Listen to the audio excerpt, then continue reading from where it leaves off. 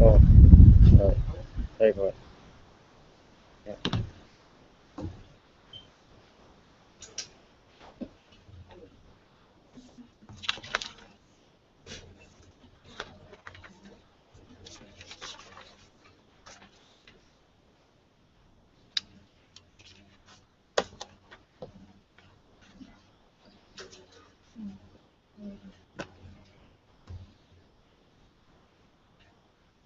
Mr. Speaker, in a democratic country, it's very essential that you need to judge the people that is governing you. There's accountability for people to actually know and actually discuss about the government policy as well. But what happens in this situation when there's a political correctiveness, meaning that they actually sugarcoat the meaning, sugarcoat certain policies, sugarcoat certain words, so that people don't know the full impact of that certain policy, the full impact of that news towards society. And we believe today, even if it's important, there is a need for society to know what is the full impact of this policy, of this news, especially when these people can be affected or literally is going to be affected the most by this situation. We believe there is a stance that we're going to take. Our burden for you to prove is that simple. There is a need for discourse, and this sugarcoating all these news will not create the proper discourse because people don't know and do not get the full information of what's going to happen. They cannot create a discourse if they don't even know what they're going to talk about in the first place. When they don't know the issue, they cannot discuss about it, and that's the problem we see in today's society. What do we want to talk about? Simple. When political correctness is actually a term or language that you use to show that we might not discriminate or you are fighting for equality, or so-called, like I say, it is for suspected terrorists only or suspected communists only, but not essentially knowing that there are people who doesn't even being a communist can actually be suspected and refrain from ISA. For instance, in US, they recently passed the NDAA that allows Obama to actually arrest people as he wish because these people are suspected towards something. Those are not the kind of things that should be passed as normally in status quo. Why? Because these people can also be normal people on the ground, can also be affected, and they need to know the full extent and capability of this action that's going to be brought up today. And before I move on to my point, yes, one minute. Okay, political correctness, I read feedback, is term or language that people use to actually sugarcoat ideas and policy. So they don't seem as harsh saying that we want to actually arrest most of the people within the opposition, like I say in ISA and so on. Please listen before you stand up or listen while you're standing up as well. Now, moving on to what I'm going to talk about. What is the nature of political correctness? Basically, what is the government doing? The government is working on the basis that you can't handle the truth, that we know better than you, and you should not know what's going to happen. we believe it's not the same policy applies when all of this policy is going to affect people on the ground. Even though it's the truth, even though they might not fully understand what is going to happen, they need to know that they're going to be affected. They need to know that they can be arrested anytime soon, and they need to know that they are being discriminated in certain ways. Even for instance, like Malaysia, we have this affirmative action against Malay, and the Chinese and Indians are not satisfied from the early on. Because why? They don't actually know that Malay is going to be gonna get this affirmative action, gonna gain the economical benefit in the long run, and they do not gain anything in the prospect. If they know the full extent to this, there will always be a check and balance. There will always be a discourse about what is the best policy to counter this policy. What is the best mechanism? What is the caveat for you to implement to show and be a check and balance towards what's going to happen? How is this important? Because one, people need to know, especially when they are affected by this. People need to discuss to see what is the best outcome of this. But the problem here is people don't know the issue. People don't know the information. People don't know the extent of that law. What happens after that? If they don't know, they cannot discuss, they cannot argue. What is the purpose of discourse? You need to talk about it, you discuss, you argue, you debate. But most importantly, is for you to judge whether that law, whether that policy, whether that news is right or wrong, whether that's benefit for you or whether that's going to be harm for you. If you know from the start, then there will always be a check and balance to see and counter-react towards all of this in the first place. We can go to the full extent of saying there will always be like referendum saying this right or wrong, or there will be so-called people going on parade. But the thing is, you need to know, compared to paradigm, if you actually they know from the start, there's always been this discourse. We know that they are dissatisfied. But the thing is, the discourse can lead to show that the government is doing something wrong, and they can counter-react to cater to the people. But what happens when they don't know? What happens when these people do the same thing as well? The thing is, these people will always cause riots after that because they are not satisfied with it. They will cause riot, they will cause chaos, they'll go on the street carrying pitchfork, carrying boss, and that doesn't actually benefit the society in the first place. Why? Because they never know what kind of harms they're going to get in the first place. And when they know, they are not satisfied with it. The thing is, you need to tell these people from the start for a better policy making decision to happen. That's when people actually do that. The check and balance of policy is that government cannot just do it on their own. If you know that they're going to be exploited, the people need to know and need to have the right to voice out what is going to happen in the first place. I believe that's the main reason for you to do this. Transparency is important in government, especially in a democratic government, because people need to judge. Accountability happens to government as well when they can be judged by the people to vote on the next election or not. But the thing is, transparency cannot happen when there's no transparency in the first place, when people don't know and people cannot judge the government. They will keep voting for the same government over and over again, and this government will keep exploiting those people on the ground, even if it's the rural people that might not even concern the many people in society. You cannot argue that it's a utilitarian benefit that is for all, whether you keep on exploiting and keep on hurting and keep on diminishing the rights of these minority groups in the first place, or people that's talked about. This is not just simple using the word African American instead of Negro. This is not simple saying that these are bad people and instead of saying that these are criminal. This goes further than that because it fully discriminates these kind of people. It fully put a certain group, a certain ethnic group, a certain gender to a specific disadvantage in the first place. And that's why I believe you need to know the full extent. So you need to know and you need to judge the policy that's coming up in the matter. You cannot just say that just because it's utilitarian benefit, it can benefit all. You're fine with killing off this certain ethnic group. It doesn't work that way. In a democracy, you need to answer to all the people, even minority group, especially the ones that are affected. We believe they need to know in the first place. For a better democracy, for a better policy, for a better check and balance towards the system, we believe that the motion should stand. Thank you.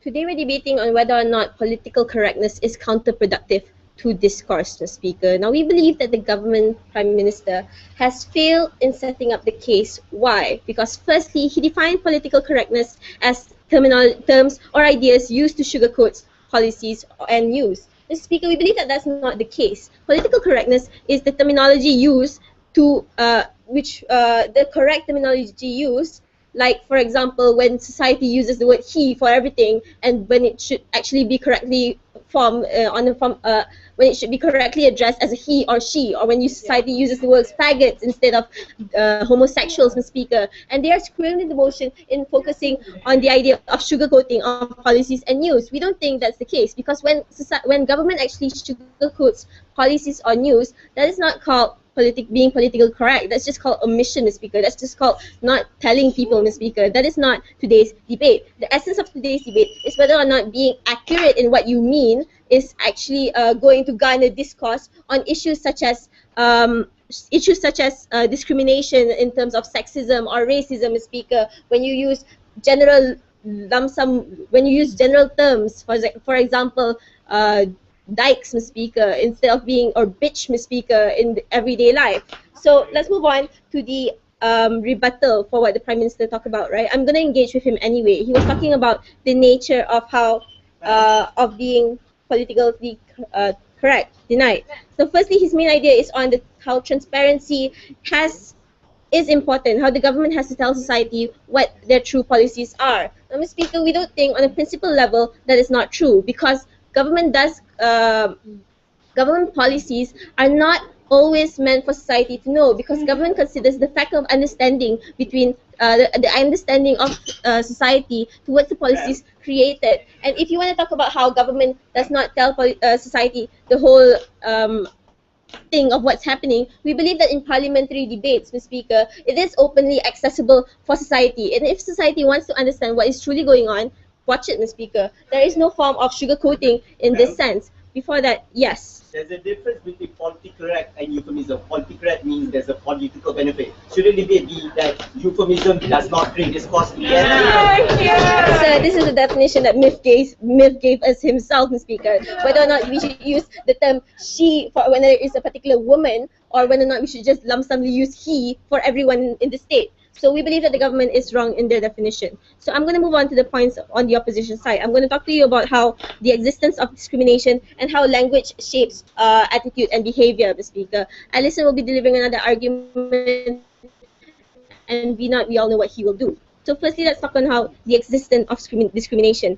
How are people discriminated today, right? Discrimination exists in the form of physical discrimination, where you have abuse, where you have denial of rights, for example, rights to work. But there is already a legal counter check and balance to this sort of cases. But when it comes to words you use, words that might be offensive and might not be politically correct, Mr. Speaker, we don't think that there are any form of counter check and balance for these cases. Hence, we see the need for society to be accurate in what they mean, for there to be justice, Mr. Speaker.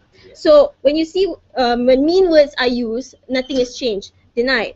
So why do we say that language shapes a person, right? Firstly, how is language used? When language is used to describe, to speak, everyone uses it. And when words like faggots are used instead of being accurately correct, you have to understand what is the actual meaning of faggot. Faggot just generally means being queer, being strange, Mr. Speaker. It does not mean that you are gay. But since society has been using this for such a long time, it becomes a social norm in which society uses it in daily life without truly understanding what it actually means. So we see that there is a harm in it.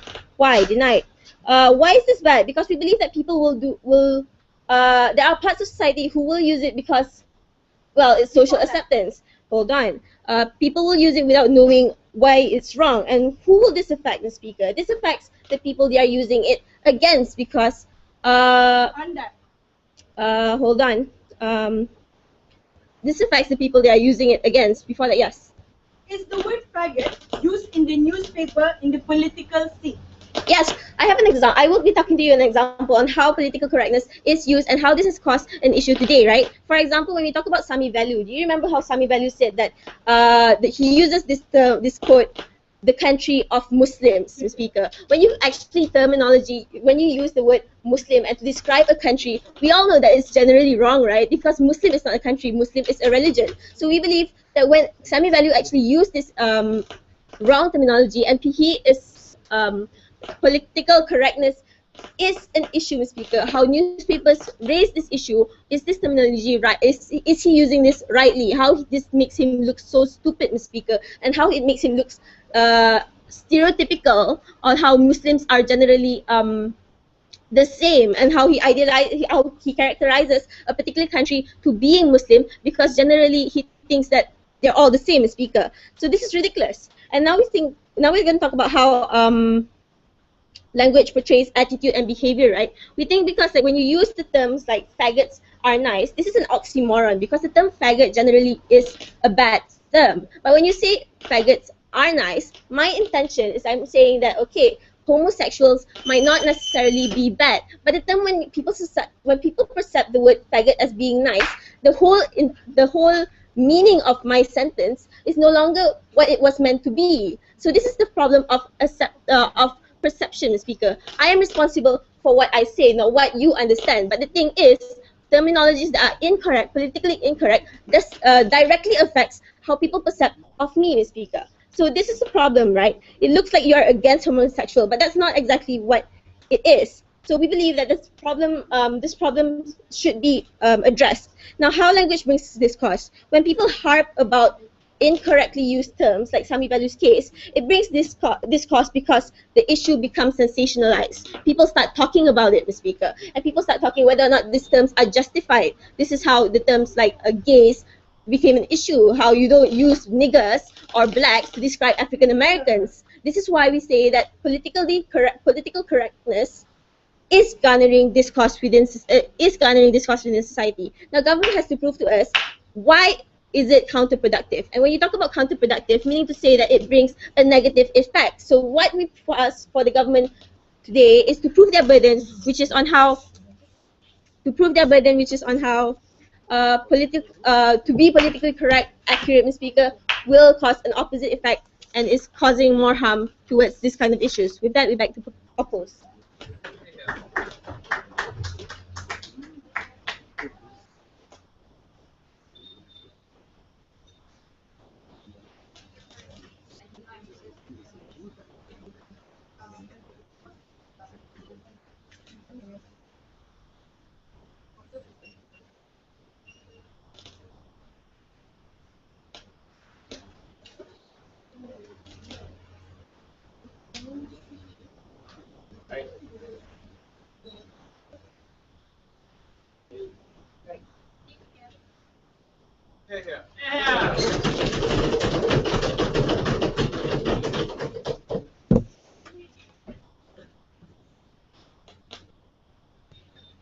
Mr. Speaker, you should know that when you don't understand certain terminologies and emotion and you go ask the edge core never really explicitly tell you what it is, right? So you have to understand that we believe that this debate happens in bigger scale than what you just want to talk about. Still, we'll engage with them anyway, right? So they talk about how political correctness is a correct terminology. It's exactly what we're talking about, right? We still think it's sugarcoating in any way.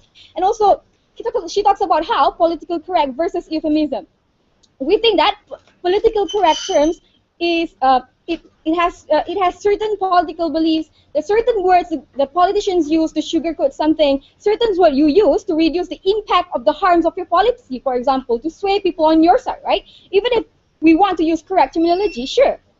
How do you define correct terminology anyway? We think that defining correct terminology is telling people as how it is and not sugarcoating it, right? So it is one that sugarcoat the policies of the government or one that directly tells you what it is. We believe that that's a later one, right? Two things I'm going to talk about today. Number one, I'm going to talk about how our proposal will further incentivize the participation of people in democracy, and secondly, how it will further enhance the accountability of the government.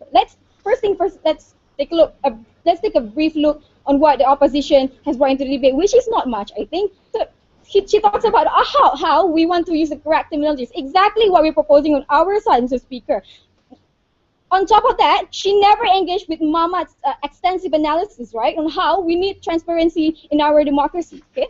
Moving on to my argument. Number one, how this will further incentivize the participation of people in democracy. So, what is discourse for? We think that discourse involves a society having a discussion on certain issues, certain policies the government is proposing, right? These people will be able to understand that the policies will affect the economy of the country. And also because it affects development and also pose a direct effect to them. For example, right, when the government comes up to be a part of TPPA, Trans-Pacific Partnership Agreement, the government keep harping on all the benefits that we can get. Like we will have more investors, we will have more products for the consumers, right? While the grim reality is actually the people on the ground can also be directly affected in a harmful way. Because, for example, it could also oppress the local businesses of the entrepreneurs. We think that it's important for the people to know everything thoroughly and also be well informed of every single thing that the government wants to implement. And that is why we're for the motion, right? So we think that attempt of always wanting to sugarcoat harms the society and their rights to be well informed. And also, for example, in the case of MH370, the government keeps on sugarcoating everything, not telling people exactly what it is. Although they claim that they want to cater for the emotional need of the people, we think that this further harms, because when people know that it's not exactly the exact information, if people will retaliate more, something that Mama already talked about in his argument, right? So we think that when the society is repeatedly harmed by the policy the government claims to be good, it is only a form of sugarcoating. The benefit of the sugarcoating the benefit of the policy without telling people the possible direct harms of it, we think this is harmful. For example, and Mama had brought into the debate, and national security. Of course, the government will always tell you that ISA's policy is always for the national security, right? For when the grim reality is that a lot of politicians have been oppressed under this policy. We think that this is harmful because in a way you're giving excessive power to the politicians. It's harmful when you sugarcoat. People think it's okay, while actually it poses harms to the society and democracy, especially when it has been used to cater to interests of certain political campaigns, right? It gives you unnecessary capacity to abuse the power. We don't want it to happen, especially in democracy, right? And especially when you see that these issues always happening in developing countries, right? And also, we think that without political correctness, discourse will happen better because people know exactly what is going on. Number one, people will be more aware of the circumstances on their country. Number two, this will further incentivize them to further engage with the government. And thirdly, when people want to know what the government is doing, it restricts the government to abuse of power. We think that it is an important part of democracy for people to be fully informed of whatever the government is doing with the management and administration. But before I move on to my second argument, defend your case. Under your proposal now, will the public know everything the government is doing? How will you guarantee that?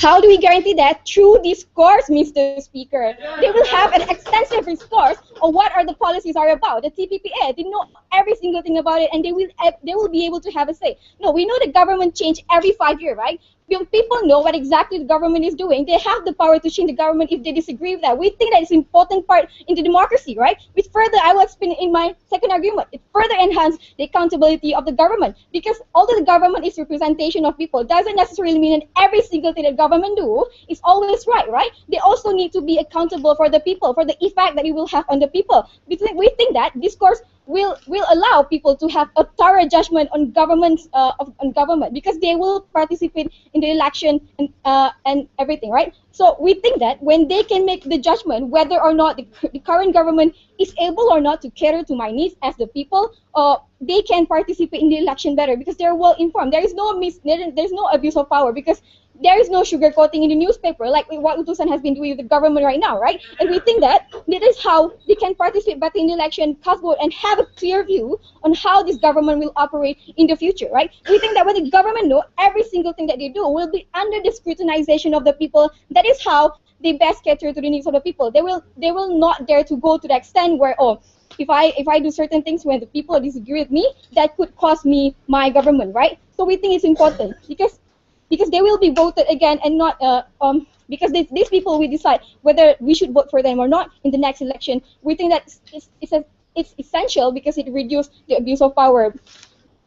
And also, we think that the discourse serves as the check and balance to the power that the government has, right? It is important in developing countries, especially when the capacity for abuse is always there, but when discourse further puts government more accountable in what they're doing with the policies, government will be more likely to cater to the need of people, not just simply claiming that I'm doing this for the development of the country, but at the same time, it also directs the people in a harmful way, right? So we think that by the end of the day, our side caters best to the interest of the people. We provide people with the right information. The people are well informed, and that is how you further enhance the participation in democracy and how it holds the government more accountable, right? With all of these reasons, I think that we have already explained you extensively. With all of these reasons, I have never been more proud to propose.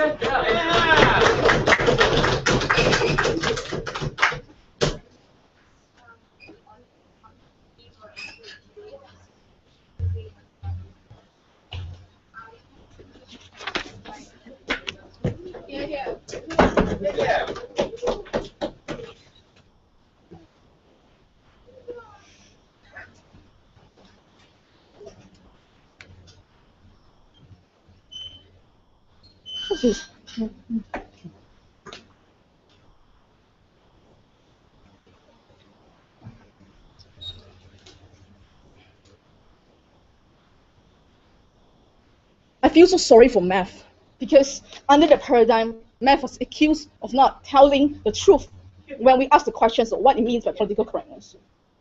But still, in cases when the opposition is just challenging the definition of the definitions of the debate, we believe that our experience edge will judge on how we engage with each other's point. One very important thing that we have to point out is that the DAPM did not engage with our definition at all. But I will still, with this debate, I will engage with the debate, with the policy, with the definition. I have 6 rebuttals to the case, and I have only one point to bring. This is on how this political correctness, will help the discriminated people. So here we go. I think it's very unfair for the government to say that they have a very nice premise, Mr. Speaker. Sugar coat will decrease harm because people now will know. They will have a transparency. So what do you expect opposition to say? No, sugar coat is not good because it will not increase transparency. It's not going to help democracy. We're not going to do that. So we just dissect one by one of examples that they give, and we will see if the policy runs. Firstly, they say we have to understand one very important thing when they say that one example, TPPA benefits, how the government didn't tell how is it harmful to local entrepreneurs. We have to be very clear of one very important thing of how they run the government. During Parliament, when a debate on policies, when a debate on laws, we have to understand that this parliamentary debate are open for people to watch. There's internet, we can watch it. We can watch how Kappa Singh debated with other people.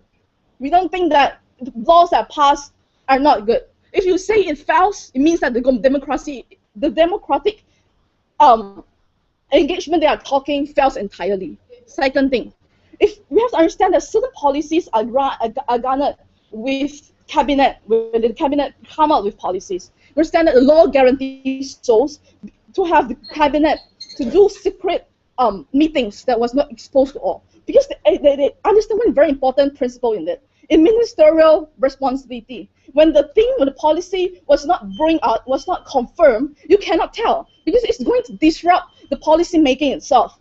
It's going to open, for example, corporations to come in and to lobby to a change in policies to be better for the corporation itself. We think that this fundamental principle of having a secret meetings in cabinets is very essential to protect the people. And one very important flaw is this. The examples, because of the TPP benefits, the local entrepreneurs do not know that it's going to harm them. We understand that under TPP benefits is encouraging outside people to come in. So how the hell is this, how is it possible that this local entrepreneurs will not know that it's going to harm? Because the harm that they keep harping on, because we know the harm that they keep harping on it's the disadvantage upon them. When we know that internal operation is going to come, every single person here knows that my business is going to be harmed. So we not find what are the sugarcoating they are saying. We need more explanation to rebut this point. And on point on MH370, we have to understand that what are the sugarcoating that they do. I understand that our government is just incapable of taking this responsibility. It's not about sugarcoating. What kind of sugarcoating are they saying? We all know that this plane just fall into the Indian Ocean and everyone is helping. What a sugarcoat they are saying. We need that. In terms of democracy, we have to understand that this part of transparency that they are saying, the secrecy they are saying, is part of the democracy. It's part of constitution. When the court, our front workers of this constitution acknowledge that we need to have a separation of power, and in the parliament itself, we have the cabinet working in the parliament itself. So we understand that the policies that are saying it's actually entrenching the whole idea of separation of power that is in our constitution. And on the first point, in the discourse that they say, I understand that this discourse that they want is to have people saying, giving a vote in the policies making. One question, are all cases need referendum? Means that every policy that you make, you need referendum? If it's so, it's going to be very, very extensive. It's going to create a lot of chaos in it. A lot of time is needed for it. Secondly, we dilute the principle of democracy because what we believe in is we choose people to represent us. If we're now not using the people's voice, which we vote in, and we want referendum for every decision that we make, then what's the point of having parliament? Sixthly, what they say, to encourage people to participate in election. They take Malaysia as an example. But understand that more than 90% of people are voting already in the last elections. What are the another 10% of people they want to vote? If they don't want to vote, why do you think that? Prove to us they are not encouraged to vote? Because we understand that people vote not from the transparency that they say, but it's because of manifesto of the campaign. Yes, quick. Now, you just talked about things within government. There's a reason why government is not made of 2 billion people of the whole country. You only let people decide on policy that is already being approved and discussed. We believe that the parliament is there to discuss things that are not approved. When approved, they are approved. So my points on the voice of discriminated person. When we have this political correctness, when we change the terms, the terminology used, for example, for faggots, homosexuals, they feel recognized. They feel recognized by the people, by the media, by the politicians. When they're acknowledged, they know that they are recognized. They are not less better than any person which we deem as normal. The media has to start, because the media has a huge influence in this. They have the influence in telling people what the society is, what the society is formed, and how acceptant society is. These people should start, because we understand that homosexuals could be just behind you. Everyone should have the responsibility to tell the next person, yes, you're not a faggot, you're a homosexual, and we are fine with it. We have a very important point on promotion of political correctness is to promote the social equality from the attitudes and behaviors of each of the human being or people. The politicians have to start, because the politicians most of the time in international levels, for example, represents the people. Imagine if the people out there, like Najib, for example, tell that this homosexual is faggot. This is going to ruin our reputation. We believe that it's not a good thing to start with. Therefore, we are proud to oppose.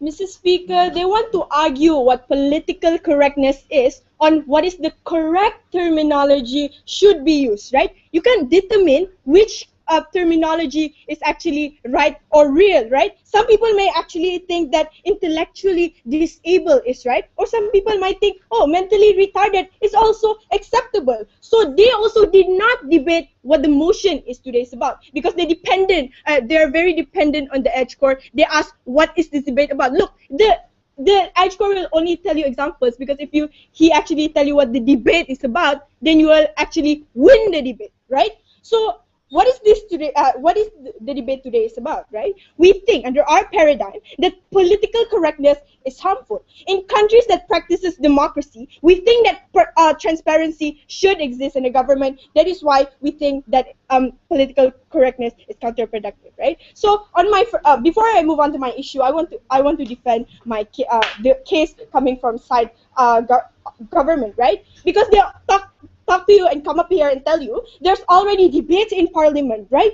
So there's already a sense of check and balance. But look, even if you argue under their level, both of these parties who debate is biased towards their side. They will tell you all about and sugarcoat all about the nice things, but at the end of the day, the information that is being relayed onto the people are those that are being sugarcoated. So we think that this also exists under our paradigm, right? So second of all, like the term of political correctness is where the parties or the political figure himself is sugarcoating on what the issue is supposed to be about. For instance, TPPA, which they don't understand, right? Like what TPPA is necessarily about. The government might tell you, look, this policy is good for you. It'll attract investment to our country. But you have to look at the grim reality of it. The entrepreneurs that actually just have been involved in these minor businesses will be being oppressed, Mr. Speaker. That is why we think this is very bad, right? For instance, they also want to talk about MH370, right? We think that in the first place, the government is sugarcoating. Like, look, the plane is actually somewhere in Vietnam, but suddenly it's in the middle of Indian Ocean. We think that the political figure shouldn't have sugarcoat the news itself, Mr. Speaker. We think it's very wrong. But before I move on to my issue, defend your case. Do you not agree that sometimes government sugarcoats things because they themselves are not factually sure of what is true or wrong? Look, then if you're not factually, if you're not sure if it's factually true or not, then why would you give a wrong information in the first place? Especially in the country of democracy, you should be transparent to the people at grounds, Mr. Speaker. So what is actually good for democracy, right? First level of analysis, how we'll create discourse among people? Because this is what they said. Both parties, both houses here concede to the fact that political correctness is a form of sugarcoating. They conceded that, right? But even if they want to argue on the terminology level, let's argue on the level, right? If you call a people black, like what they want to talk about, there will still be discourse, right? Because people will then be more respective of these individuals. Because it's you have to face the grim reality of it. Then how people will disregard these black individuals, then discourse will happen, that people will be more respective towards these people, these African American. Like, for instance, in America, how there's already affirmative action towards these black women, right? That is why that is so, right? So we think that when there's no sugarcoating, people will be more aware of the circumstances that they're going through, Mr. Speaker, because these are the individuals that are directly affected at grounds, right? They want to know the repercussion of this policy or these news, because they are the ones who are affected by this, right? Because this we think that discourse important so that the government can be seen as transparent, right? Because they will now know what type of government they are rooting for. Like, it is so what the type of government that they're actually rooting for are not a deceitful one, right? We think that transparency is much important, especially in a democracy, right? Second level of analysis, how it will instill trust within the people on the government, right? Because now people will understand that the policy that is actually being implemented, who are not benefiting through it, is further justified. They will know the circumstances of how this policy is actually being executed or implemented to the people at grounds, right? For instance, in NSA themselves,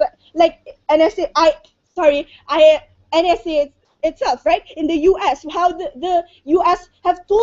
have told the citizens, like, look, we want to protect you guys from terrorists, but you have to look the grim reality of it. No, they are being scrutinized, Mr. Speaker. They are being inspected in their daily lives. We think this is the harm that is all being brought upon the people, right?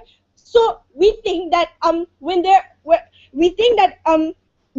discourse will further happen under our paradigm, right? We think when the government is being thorough, that like it gives a smooth running machinery of this government, Mr. Speaker. You can just like what the purpose of the government is. It has the obligation to cater to the best interest of the people. So we think the government or the political figure themselves should be transparent on their intent on their intent to these people at grounds, right? But before that, yes. Is absolute transparency necessarily good, seeing how you have to debate an issue in the parliament and now debate with society as well? No, there's already a debate in parliament, but if you're under their level, we think there's a better check and balances, because now the people at grounds know what's actually going to in their country, right? We think this is very justified.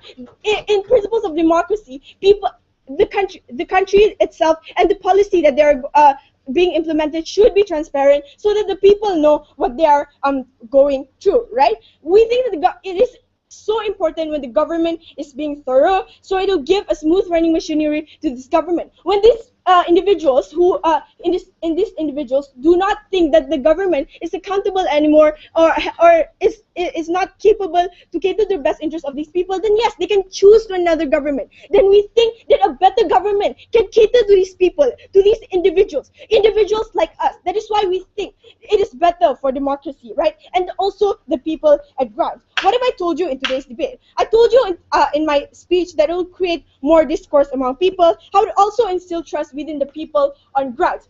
They never play the role of opposition. We think it's very shameful, right? So we think under our case, we cater best to the people and also the democracy system itself. With that, I oppose.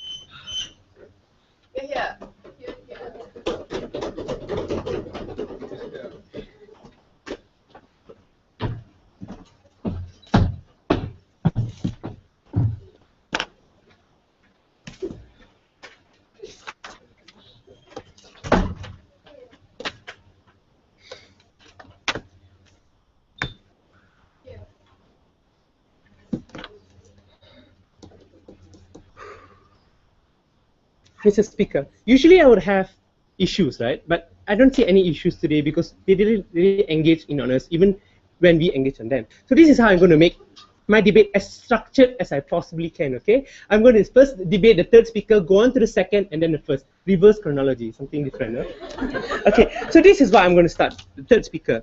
Where are you, third speaker? Okay, the third speaker came out telling you that she came out saying you do not know what is politically correct. She came out asking you, is mentally retarded or mentally disabled the correct one? Mr. Speaker, they are both correct. What is not correct is calling someone a retard, right? Which she would know if she actually played with our proposal, which we are proposing that we want to change words such as retard and whatever not in media, in stuff such as that, to make it politically correct, so people out there would know, right? Now, and secondly, okay, and she said that under their proposal, the government will tell you everything. So under their proposal, you should not tell something if you're not sure. In the case of MH370, if Najib does not know for sure, you expect him to come out in a press conference and say, we do not really know what's going on, which is even worse, Mr. Speaker. That or telling something as an update. The example of Vietnam, at that time, Malaysians really thought the plane was in Vietnam. So why is it not wrong for me to update you of what I thought that was right? And in the end, it was in the Indian Ocean. But then again, that is just how life goes, right? Now, thirdly, she came up saying you that it is weird example that calling black people will somehow show that you respect them. There's no link between that. She did not even link. She tried doing it, but it didn't work. And then she come up telling you that people must know all the circumstances involved. That NSA should tell you if the terrorist is going to attack you, and NASA must tell you if they can contact Martians, because Martians cannot attack you, right? Well, now we tell you what will happen under their proposal. People will go crazy. They're like, oh my God, terrorists could attack me. Because again, NSA is never really sure. And when they are completely sure, obviously they will inform their people of the terror that's going to attack them, right? So how will it cause unnecessary tension, right? And besides that, Mr. Speaker, you must know something. When I elect my government, I trust my government to do the best for me. I don't have to know every single thing that goes on. I just trust them to do what's best for the country, right? Now let me go on into the second speaker's arguments, right? Now before I'll take you. Okay, never mind. Okay, the second speaker, I'm on how democracy is harmed, right? They want government to tell you everything now, right? And we tell you that even in an idealistic world, no one really tells you everything. Even your own mother will not tell you everything if it's not necessary to you, especially if she knows it's going to harm you, will make things worse. Your mother can take care of stuff for you to make it better. You don't have to know everything, right? Okay, now going on to second, she wants the next. She come up saying you that she wants electoral processes to be transparent. That's what she will come out telling you, right? Which something people do fight for, but at the end of the day, that's never really going to happen, right? Which is not today's debate to begin with. Today's debate should have been on principle, or what is principally correct, which was never really engaged, which we regret completely, right? And we believe that their proposal is also undebatable. They want people to know everything. And then you can say, oh yeah, it's okay for you to know everything, right? How am I supposed to argue that? But I will argue by telling you how stuff like, if you want Najib and Rosma to come out telling you how much they earn in a month, how much Rosma is going to spend on a diamond ring, right? If she tells you all this information, now rural people are going to kill them. Why? They're like, you're earning goddamn 50,000 a month, and I'm like suffering 800 ringgit a month.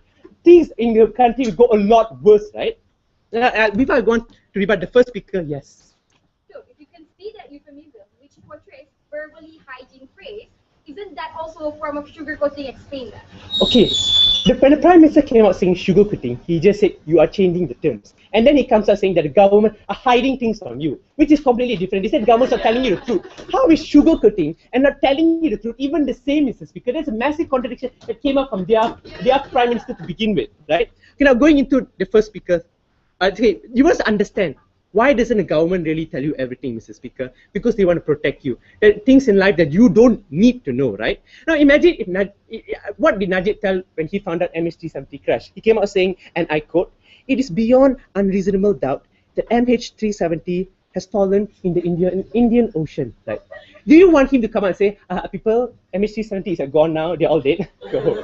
He can't come out saying that is the truth. Sugarcoating is to make it to make yourself look nice, and you say in a way that people will like you, right? If he came out saying that, China will goddamn nuke us, right? Now going on to how under their proposal, it will only make things a lot worse, right? And the government shouldn't tell you everything, because what you need to know, you already know. You don't need to know everything to go on in life, right? Okay, now done rebutting something that was not even in this debate. Let's go to what this debate should have been about. It's very important that if you do not understand or unsure about a term in it, go ask the EdgeCore, Mr. Speaker. Something that they will learn about it. They will learn something today, right, Mr. Speaker? So what is politically correct, Mr. Speaker? When I started out debating, I came out saying the word blacks, blacks, blacks. And then after Dr. Chandran whipped me, he said, it's not blacks, it is African American. That is when I know, oh, okay. Because that's politically correct, which is what the debate should have been about. What is politically correct, the term, and what is not, right? Which is something they completely missed. They completely missed the boat altogether, right? Before I go on elaborating, I'll take one POI. Okay, never mind. Okay, so how did we set up this case? We came out telling you why it's important for languages to be correct, right? In status quo, when someone calls another person faggot, right, that is completely discriminatory. But why do people still use it? Because everybody uses it, right? And that people think that is correct because everybody uses it. Under our proposal, we want to correct that statement. Once it is corrected, people will say, okay, the word used to be faggot, now it's homosexuals. And they'll know that homosexuals is the right term to be used, right? I can't go and say, Dahlia is that tudung girl. I can't call her tudung girl, Mr. Speaker. I must call her Muslim, right? Because that's how I look at her. But then again, that is not politically correct. Something that we do not want to, something that we want to avoid in our proposal, right? And now, next, let me link it to discourse, Mr. Speaker. How is discourse garnered? When you change a term, something that people are all used to, people will talk. People will talk. And what do we want? We want people to talk. Why is that good, Mr. Speaker? So now people will know that it is wrong, and people will make an effort to change, right? Okay. So what was our burden? What should have been the burdens in this debate? Our burden was to tell you how making terms politically correct will bring about discourse. What they should have come out saying is how making terms politically correct, because it's counterproductive, will reverse and make things a lot worse in terms of discourse. That is what this debate should have gone. I'm very sorry that you have to sit through a quarterfinals debate such as this. So that, thank you.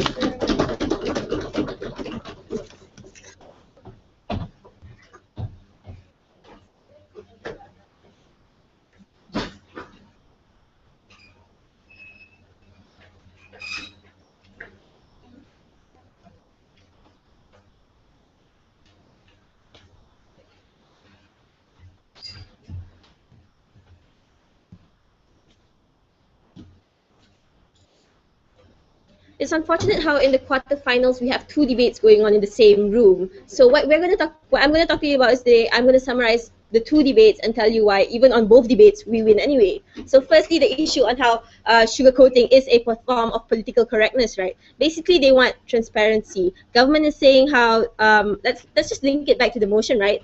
Let's say, does transparency cause discourse within society? Discourse basically means that there is extended communication about a particular topic, speaker. So in this circumstance, how on earth is the opposition supposed to say that transparency, which means that you have knowledge, will not cause people to talk about it, Mr. Speaker? One, we told you that this is an absolutely wrong grounds of debate. Now, two, Mr. Speaker, instead, the government tried to squirrel this motion into talking about the benefits of transparency, how absolute transparency is good. It will lead to involvement of society with it towards democracy. Now, even that, we told you that firstly, absolute transparency is impossible in society. Government acknowledges the fact that there is information that society deserves to know, but government also acknowledges the fact that there are policies, there are certain things that society does not have to know, maybe because firstly understanding of society might not be at that level, and then secondly, Mr. Speaker, is for the smoothness of the progression of the government itself. Like why I question, Mr. Speaker, why I question the whip when they were the whip. How will the government be able to mobilize when every policy they have to debate within the parliaments, and at the same time when transparency is there, society will also be debating about that policy, Mr. Speaker. At the same, we think that this halts progression of the government, and we think that that is not fair. Now, even if we think that government today is already trying to provide the best form of transparency they can, which is why Alison has told you on how parliament debates are made open for public views, Mr. Speaker. So we don't think that that's a form in withholding knowledge from society. Now let's move on to the second debate, which is on how political correctness is the use of accurate terminologies, Mr. Speaker. The only form of engagement came within the whip, Speaker, and a few POIs, Mr. Speaker. We don't think that that's fair for the opposition side. We think that the government should have proposed, what the government should have held onto their burden is on saying how using accurate terms is actually not going to garner discourse about issues like such as discrimination, issues such as racism or sexism, Mr. Speaker. We told you on how these terminologies, when you use it, Mr. Speaker, we told you on how the wrong usage has become a norm within society, and how there is a need to correct this. And in terms of your appearance towards the public, Alison has told you on how this causes national level of appearance. We told you on the issue of Sami value. We've told you on how the usage of these terms corrects and justifies towards the people who are miscorrectly labeled as lesbians, as labeled as blacks, like Vinod, Mr. Speaker. I might just call him a black because his skin is black, but I might not be politically correct because he's obviously an Indian and not an African American. Now, the usage of this kind of terms causes a problem when it's not used in the correct way. So in this case, Mr. Speaker, we believe that the burden on the side of government has not been carried. We think that the opposition has done a better job in engaging in the case of the government side, and we think that the opposition has done a better job in clarifying what the motion should actually be, which is on the usage of correcting terminologies within society. So with that, we think that obviously the burden is better held within the opposition's case. With that, we back to oppose.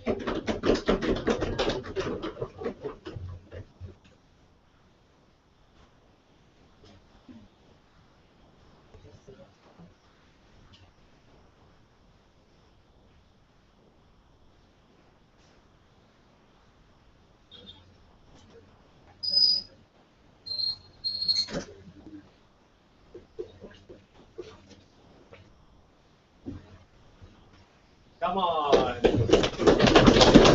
Yeah, yeah. Come on. Let's go simple today's debate. What's both sides did concede on today? That political terminology means sugarcoating stuff.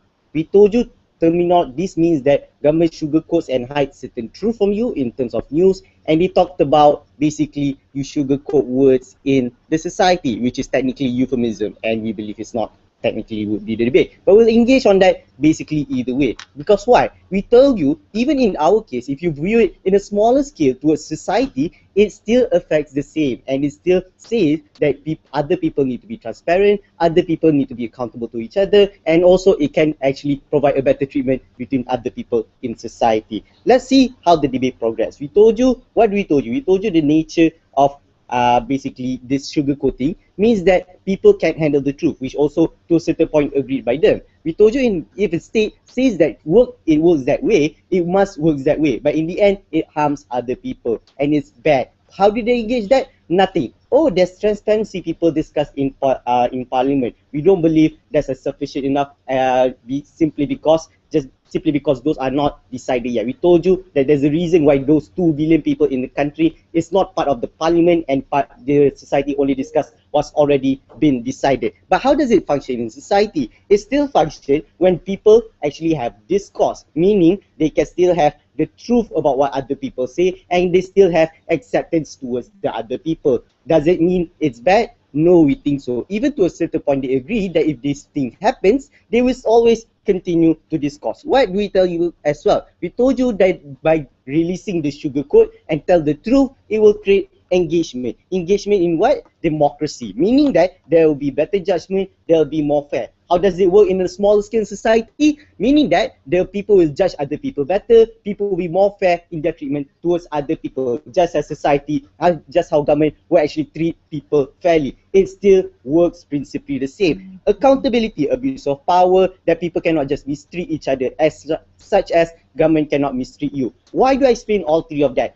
Principally, those 3 things still stand. Why they told you today is they just engage on our examples, on our so-called, wow, this is so good, but they don't engage us principally why all of this is wrong. Meaning that the debate still stands on our side, that all of this still stands, that you can still, even if you apply it on a small scale of society on how they want to debate it, they still stand. But what do they debate about? They just say they debate about that we do not want to sound racist, that we do not want to offend other people, that the media should change all this word. But we told you today that the media doesn't use the word faggot, doesn't use the word bitch openly and say those people are wrong. They still sugarcoat all this because it's the way to do it. They don't offend people just because they want to. Then we told you that already. What else do we told you? That of course people don't actually go around and yell black at other people because that is the right way to do. You don't offend other people in society just because you want to be sexist, just because you want to be racist. It doesn't work that way. We was telling you that the problem today exists when government don't fully tell what is happening in their policy, what is happening in status quo, and cover up certain things in society. And society doesn't know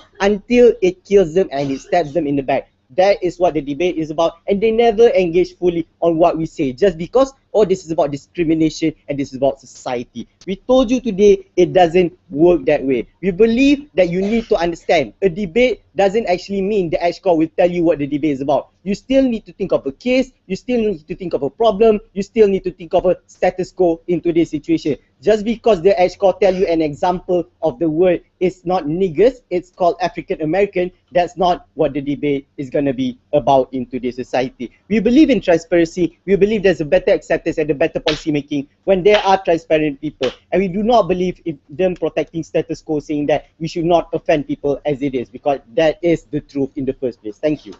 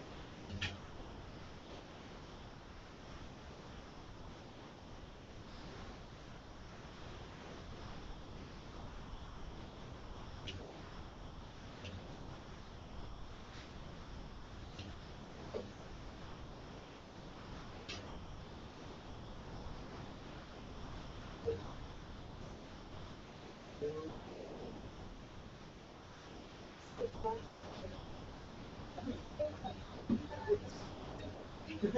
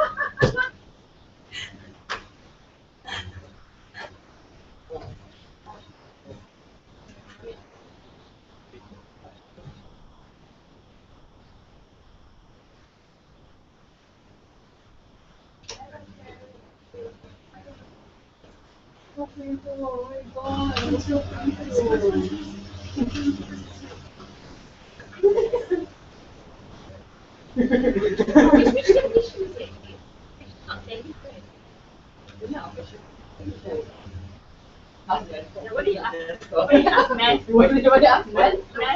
I swear to God, I thought you talked about some bigger. Yeah. Max. Is it Max? It's Max. Like offering Max. Why do you tend to push it? I think math, like mathematical. Like, why not?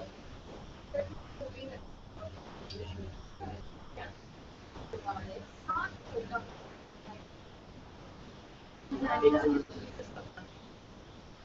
think at one point the elbows had nice faggot down.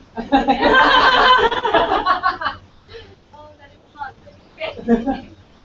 No, and then like, I think they assume political correctness and put the word political in there. That way call it efficiency. Yeah. Politically correct both from then if I get political then you can okay what people do